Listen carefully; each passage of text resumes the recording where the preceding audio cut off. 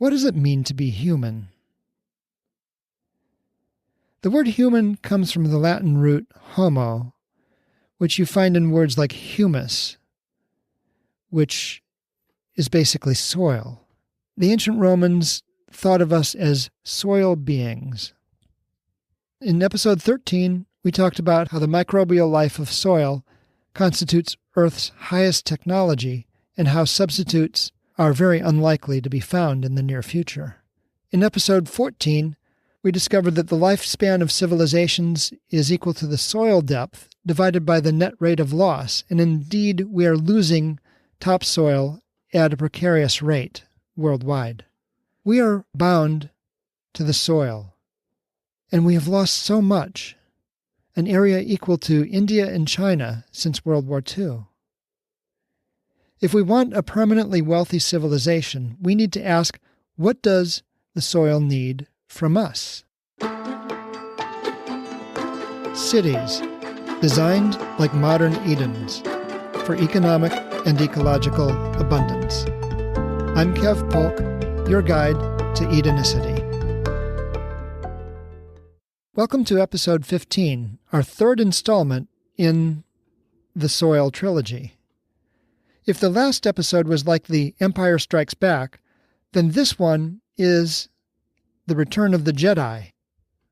We'll be talking about nature's tools for creating soil, the green counter-revolution, history's tools for creating soil, some modern results, and finally distilling this down to some guiding principles for Edenic soil design. When I first got involved in permaculture, which is a design discipline that applies ecology to create a permanent agriculture, I visited a venerable in-law aunt named Betty. She was an 84-year-old retired home economics teacher who lived in Sandusky, Ohio. And when she found out that I was interested in organic gardening and possibly even opening a market garden, she said, "Well, you can't really feed the world with that stuff." I immediately knew what she was talking about. You see, in my home economics courses growing up, I had seen movies about the Green Revolution. And these movies on old Super 8 loops showed giant machines and chemical fertilizers and pesticides ending starvation worldwide. What I didn't know at the time was that they did this by ignoring soil life and thereby increasing erosion, as we saw in episode 14. As I joined what amounted to the green counter-revolution, I was dismayed to discover how many of my fellow permaculturists badmouthed science. What was going on with them was that they looked at the scientific justifications for the Green Revolution and thought that it had made a terrible mistake, and they were right. But what my peers were doing was equating science with reductionism, which is the idea that all physical phenomena can be reduced to first principles. In other words, a fairly simple set of physical or chemical equations that could then predict all of their future behavior. But in systems that have even a modest amount of complexity, it turns out that you cannot predict the complexity of future behavior with a few simple equations. Even the motions of 3 planets or moons interacting gravitationally do not yield a very simple closed-form equation that predicts their future behavior. It's chaotic, and there are emergent behavior, such as chaotic attractors, that are more useful than trying to describe the details of the motion at any given moment. Now, when you get to soil, as we mentioned in episode 13, you're dealing with up to 1 million different species of microorganisms in the living component of the soil.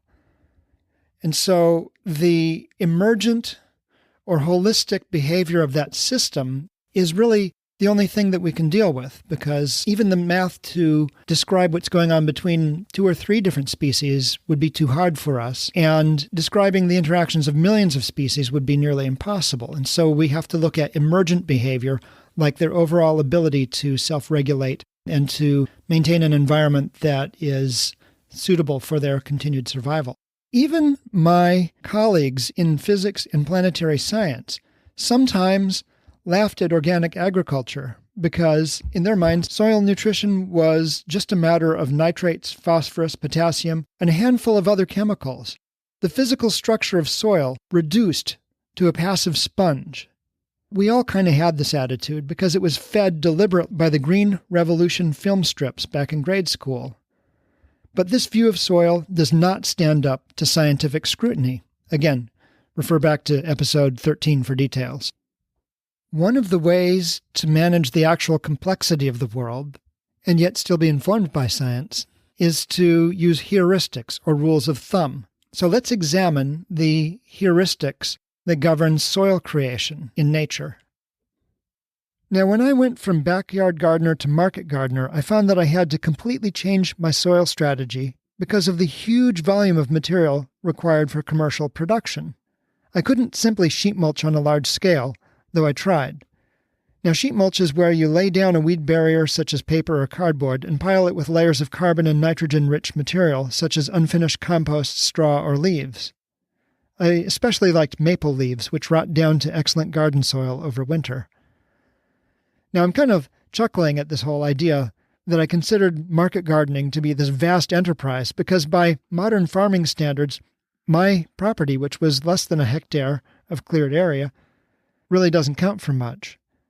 Nevertheless, backyard gardening techniques did not scale very well to even the small-scale market gardening techniques that I was engaged in. Instead, I had to tweak the contour of the land, subtly reworking the drainage and putting in terraces on contour. And I had to bring in truckloads of stable bedding from the fairgrounds and leaf mold from the city just to support the very modest output that I had. If I had a bit more space and equipment, I could have employed biointensive methods at scale to grow mulch crops or grazed animals to produce compost inputs.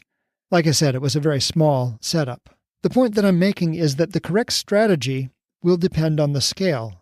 It will also depend on the climate, as the ecosystems in cool climates, drylands, and the humid tropics have very different soil interactions.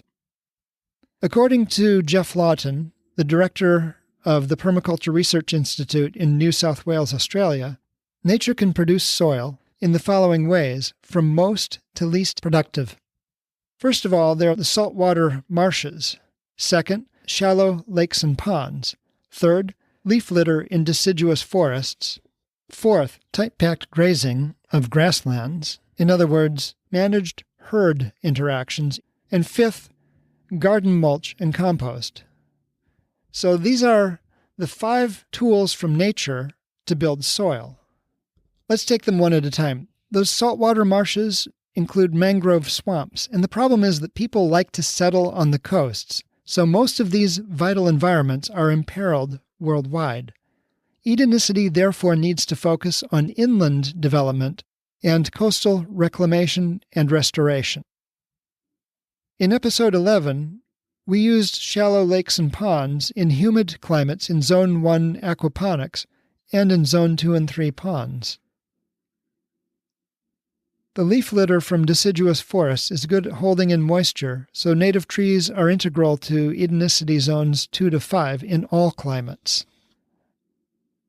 We use managed herd interactions in the Zone 3 grasslands, as well as early restoration work in Zone 5 in dry, cool climates and in high plains.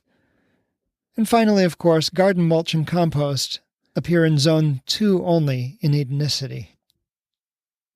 Now let's take a trip through history and look at how people have grown soil successfully throughout the world. In his book, Dirt, The Erosion of Civilizations, David Montgomery talks about ancient Rome. He says, quote, "The earliest Roman farmers planted a multi-story canopy of olives, grapes, cereals, and fodder crops, referred to as cultura promiscua. Interplanting of understory and overstory crops smothered weeds, saved labor, and prevented erosion by shielding the ground all year. Roots of each crop reached to different depths and did not compete with each other. Instead, the multi-crop system raised soil temperatures and extended the growing season. In the early republic, a Roman family could feed itself, working the typical plot of land by hand." End quote.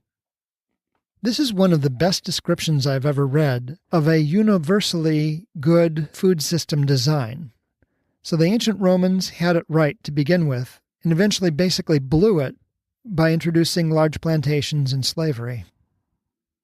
In his book, Farmers of 40 Centuries, Organic Farming in China, Korea, and Japan, published in 1911, F.H. King writes about some of the practices that he saw in his tour of Asia. He writes about composting, cover crops, crop rotations, irrigation, and dietary choices, which included fewer animal products, a very vegetable-heavy diet that used far more succulents and aquatics than we do, including lotus plants. He also talked about terracing, natural building materials, fuel, fiber, perennials, silk, tea. It's quite an exhaustive list, and is still available as a Dover edition to this day, as an excellent tool for designers of permanent agriculture. Montgomery writes about how the Dutch built dikes to hold land on their changing coastline starting 2,500 years ago. I'm not sure whether my former Dutch housemate from grad school said it or whether I just used this phrase to tease him from time to time, but there's a very popular saying about the Dutch, which is that God created the world, the Dutch created the Netherlands. Now, their soils were sandy and poor, as you can imagine, being basically beach soils, but they were flat with basically no erosion. So the Dutch added leaves, manure, anything organic, and gradually built dark, rich soil up to a meter thick. Montgomery mentions that the Danes followed suit. In the Amazon jungles, there were actually large settlements of people as early as 2,000 years ago. Now, the thing you should know about tropical rainforests is that most of the fertility is in the trees or in the duff on the forest floor. There's very little that's mixed in with the topsoil. So to make long-term agriculture possible, the Amazonians had to increase the ability of the soil to hold on to nutrients and also to soil microbes. So they did this by adding charcoal, excrement, pot shards, bones, cremated human remains, and gradually managed to double the organic matter in the topsoil and increase its thickness from 30 centimeters to 2 meters in places. They may have even inoculated the soil with microorganisms from the healthiest soils they can find, according to Montgomery. In the last episode, we talked about the nightmare of Easter Island. By contrast, though, there's the success story of Tikopia, an island in the Solomon Group that's just 5 square kilometers. It was settled 2,900 years ago and followed, at first, almost the same script as Easter Island. Forest clearing and cultivation, which led to erosion, predictably enough. And this depleted the stock of native birds, mollusks, and fish to the point where, at about 700 years, the islanders shifted their diet more toward pigs. Now, at the close of their first millennium on the island, they had already clearly made a lot more good choices than the inhabitants of Rapa Nui had on Easter Island. What's the evidence? Well, they were still there, and they still had choices. So at about this point, they shifted to tree crops. The archaeological evidence shows that there was much less burning for agriculture, and they gradually began to grow multi-layer gardens. These had coconut breadfruit overstories, an understory of yam and taro, and by their 23rd century, they even got rid of the pigs, which had a terrible habit of tearing up their gardens. And Tikopia is still going strong today. Meanwhile, in the Americas, in Peru, the Colca Valley still thrives after 1,500 years of intercropping, terracing, crop rotations with legumes that replace the nitrogen in the soil, fallowing, adding manure and ash to the soil, and no-till methods that involved seeding with a chisel-like implement, according to Montgomery. The topsoil in their region is up to 1.3 meters thicker than the surrounding areas. So these are just a few highlights of historical successes. What about the modern era? Well, in the United States, George Washington spent a lot of time in his youth experimenting with crop rotation, covers, and manure, and he wrote about how miserably defective we are in the management of our lands, according to Montgomery. He realized that large estates can't improve their soils, so he divided his land into smaller tracts and gave tenants more incentive to maintain the soil. Meanwhile, Thomas Jefferson became a huge advocate of plowing along the contours of his hilly estates. And what I mean by along the contours is that as you move along the hill, you are neither going uphill nor downhill, but you stay along a constant line of altitude or contour. He even took pains to note that you had to be very careful not to deviate from this track, or you would cause erosion on your hillsides.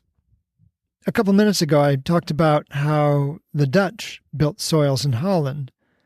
Well, they brought some of this expertise with them to Pennsylvania when they and their German neighbors settled, and the soil among the Pennsylvania Dutch has prospered. Meanwhile, back in the Old World, in Paris, in the mid-1800s, a sixth of the city was farmed using horse manure to produce all the fruits and vegetables and greens that were consumed in the city. And this gave rise to what is known today as the French intensive gardening technique. In 1843, John Burnet Laws used his chemical fertilizer patents to bankroll his Rothamsted farm north of London. Here his farm ran tests of organic versus chemical methods continuously until 1975. The result? The manured plots held 3 times as much nitrogen in the soil as it had at the start of the experiment, while the superphosphate and nitrate-treated fields lost it all to their crops and to runoff. Why the huge difference? Well, bear in mind that the treated soils were essentially dead, lacking the vast biodiversity that we discussed in episode 13. They were at a huge disadvantage when it came to holding on to nutrients and making them available to plants. In the 1920s, at the Institute of Plant Industry in Indore, India, Sir Albert Howard developed a composting method that worked at large scale. This started to catch on in northern Africa and Central America until the weapons plants that had supplied the various powers in World War I started cranking out fertilizers instead of the nitrates used in bombs. This worried Howard, who wrote, according to Montgomery, quote, "The slow poisoning of the life of the soil by artificial manures is one of the greatest calamities which has befallen agriculture and mankind." End quote. During World War II, Edward Faulkner wrote Plowman's Folly, which was a searing critique of plowing. He went on to pioneer no-till techniques, which followed the dictum that we came away with in episode 14, that there should be no bare soil.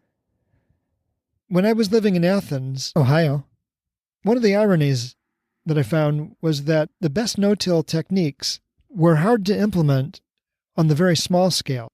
I have market gardening colleagues who found no-till elusive because they lacked the moderately heavy equipment that it took to make it work. By contrast, my barber in Athens, who owned 80 hectares of farmland, routinely used no-till to plant corn and soy. The basic idea of no-till is that you cut down your residues from your prior crop and use that as a mulch for your future crops. And the challenge is, how do you plant into a rolled down or cut down cover crop? It's hard to actually get the seeds into the soil. So in practice, that takes rather specialized machinery or really, really laborious hand labor. One of the questions that comes up with organic farming, especially when you look at the food prices for organic foods, is that it certainly can't be economically competitive with Green Revolution farming on its own right. But various studies at the Rodale Institute in Pennsylvania over the years have shown that organic intensive crops can have yields that are about the same as Green Revolution crops, with 1/3 higher yields, at least for corn, in dry years. With 1/3 less energy inputs, 1/3 more labor inputs, and overall costs 15% lower. So in fact, the end result is that intensive organic methods are actually more profitable than chemical-intensive methods. Montgomery also cites several additional studies with similar results from coast to coast in the United States. What about that Sahel drought in West Africa that we talked about in the last episode? Well, there's a little footnote to that. In satellite images, in this land that was permanently damaged by that terrible drought, there was a green pentagon, and it turned out that there was a large ranch that had been fenced off in 5 sectors, and cattle had been allowed to graze 1 sector per year, allowing a very long fallow period for the vegetation to come back. Amazingly enough, this area was almost unaffected by the drought. In 1989, the National Research Council in the United States noted that small alternative farms have lower costs, higher yields, fewer inputs, and generally are better for the environment and public health than chemical farming. In 1992, the U.S. Agricultural Census pointed out that small farms had yields that were 2 to 10 times more than big industrial farms, and that the very smallest farms had yields that were up to 100 times as much per hectare as the larger farms. That is a really huge difference that we're going to use in designing Edenicity.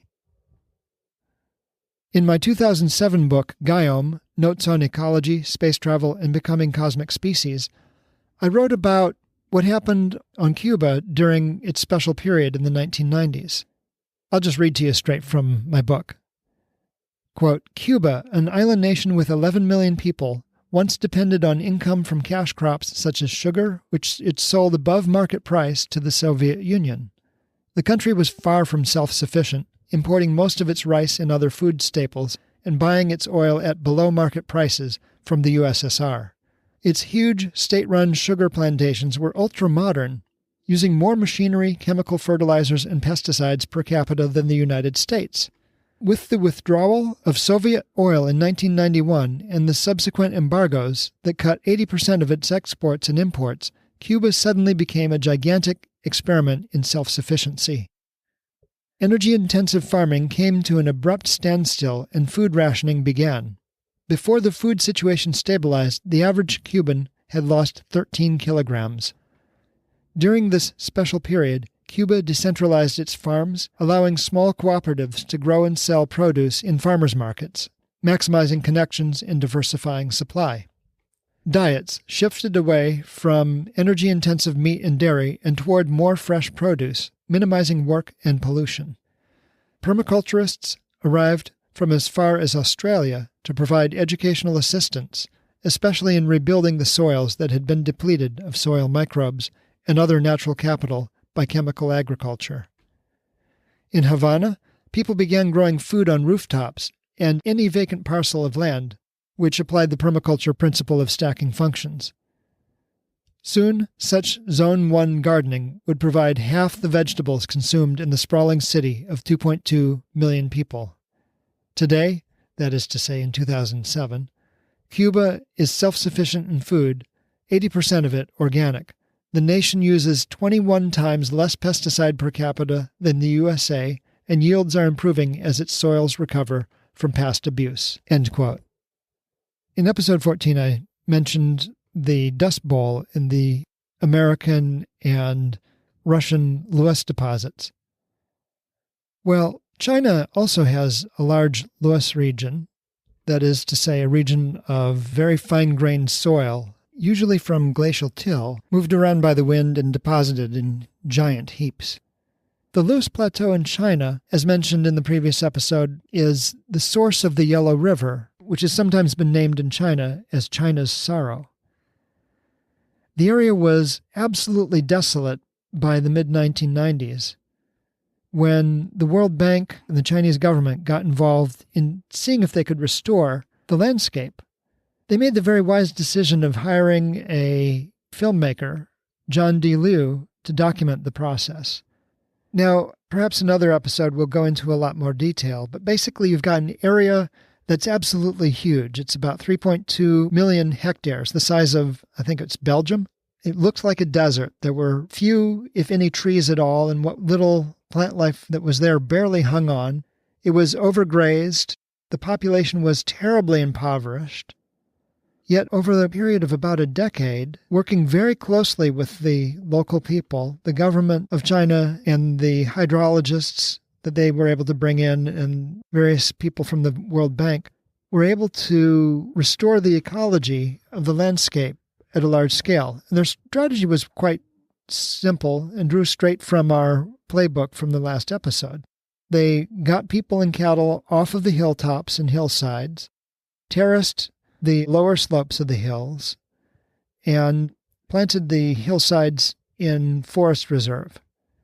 So by basically taking a large percentage of the land out of production, they were able to increase the production of the rest of the land at least threefold and raise incomes by a similar amount over just a decade. If you ever get a chance, have a look at the video that I've linked in the program notes, as well as Liu's continued work, which he documented in Ethiopia, Rwanda, and Jordan, applying the same principles there. By the way, Liu has also launched a global network of ecosystem restoration camps that's well worth a visit, and an online course in ecosystem restoration that brings in experts from around the world. I've gone ahead and put the links in the program notes. Now, that green pentagon in the Sahel is kind of an advertisement for a method called holistic grazing, which has been pioneered by a man named Alan Savory. In his TED Talk, which I've linked in the program notes, he asserts that only his method can basically save the world from catastrophic climate change. He has many detractors and skeptics, but the success of that green pentagon suggests that, at least in the right climate, grazing cattle holistically in a way that simulates the buffalo herds that grazed the high plains in the United States and the other grazing herds that have grazed the loess throughout the planet and kept it stable for 200,000 years, may have a real role to play in large-scale ecosystem restoration. So these are the modern results that we can add to nature's tools to design better cities. So let's examine Edenicity's strategy for retaining its soils for permanent wealth.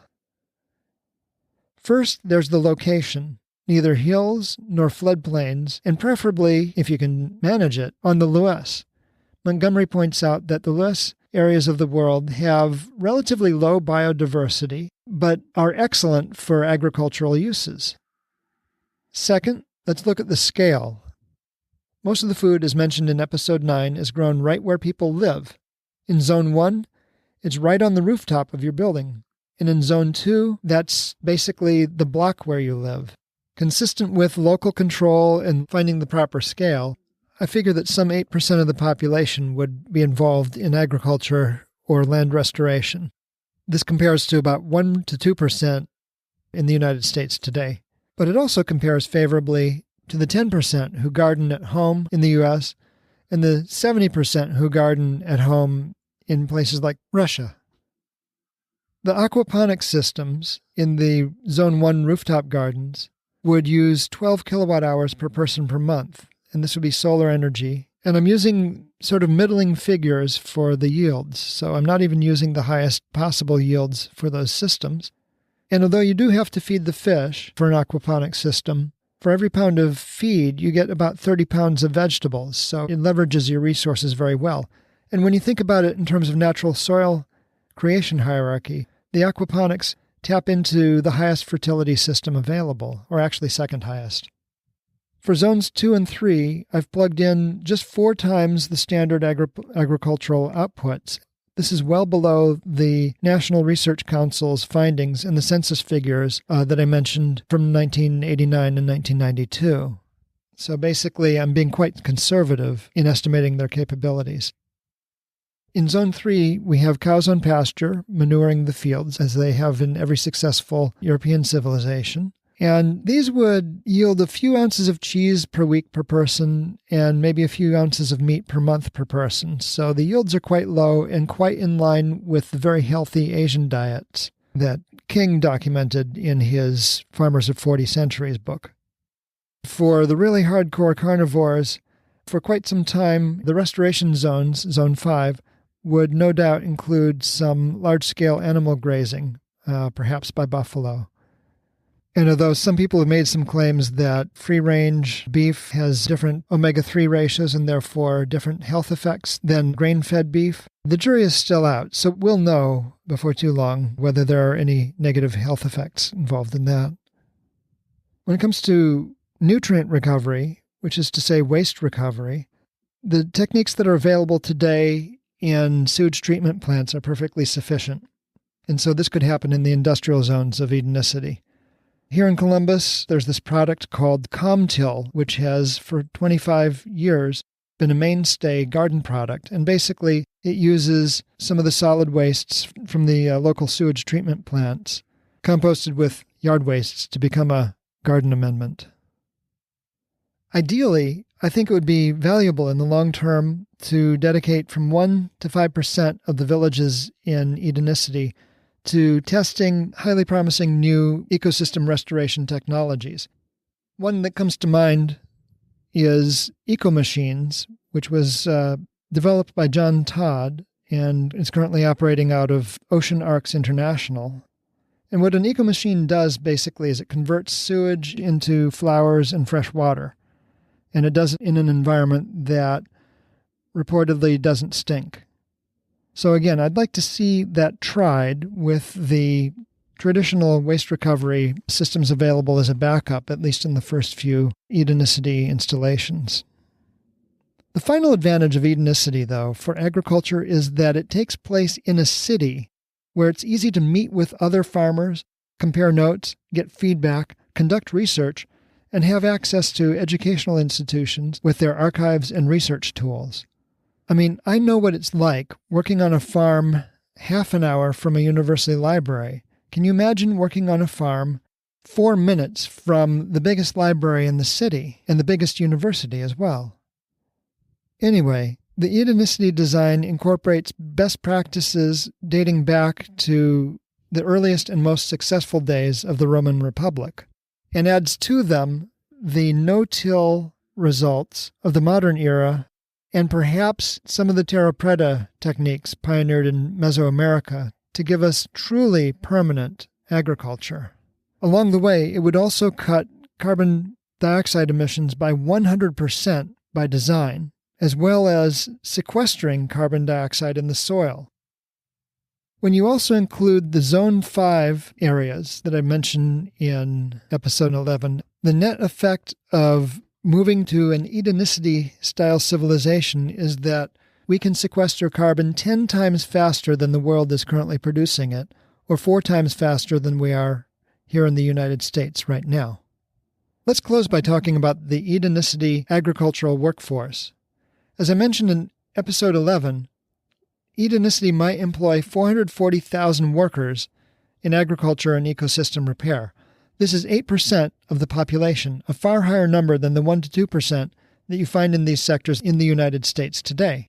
But the relationship that we have with the land right now largely ignores and disregards the vast technology embodied in the soil. So compare that 8% to the 20% who work the land in China, which in some regions has maintained soil fertility at high population density for 40-plus centuries, or to the Colca Valley in Peru, which has done so for 15 centuries, or to Tikopia in the Solomon Islands, which has maintained a successful civilization for 29 centuries.